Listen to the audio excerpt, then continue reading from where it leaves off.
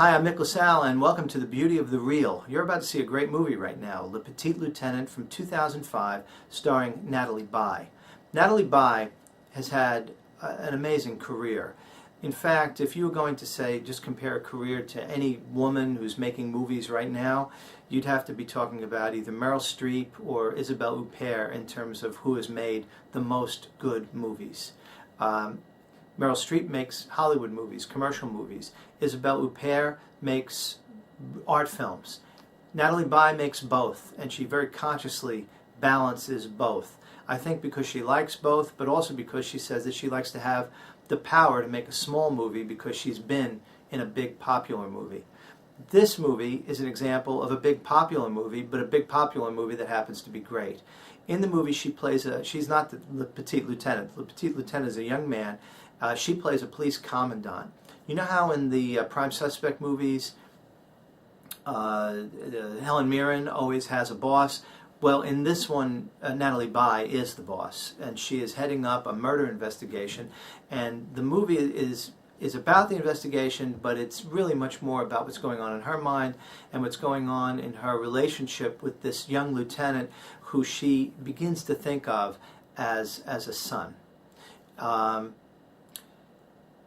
One of the things about Nathalie Baye's career that I find so moving and so wonderful, and in fact, if I were going to, if there was an argument between Huppert, Streep, and Baye as to who has had the greatest career, and of course all three are great, I'd make the case for Baye. And this is why. The thing about Nathalie Baye's career that I find so touching and so interesting is that because she is so normal, in her essence there's nothing really neurotic about her. She has been able to make movies that are about the female experience, about the experience of women in her time. And in fact, I believe that if you, better than anybody's career of the last 30, 40 years, if you look at Nathalie Baye's movies, it sort of tells the story of women in her time, far better than anyone else's. And a lot of what she talks about in her movies, what she deals with, even though this is not conscious, this is not what she sets out to do, is the subject of loneliness. And that is certainly something that you see here. But it's not a loneliness of victimhood.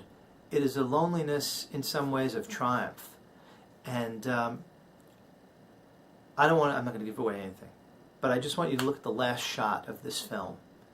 And when you see the last shot of this film, remember it and then think of it in terms of Nathalie Baye's whole career.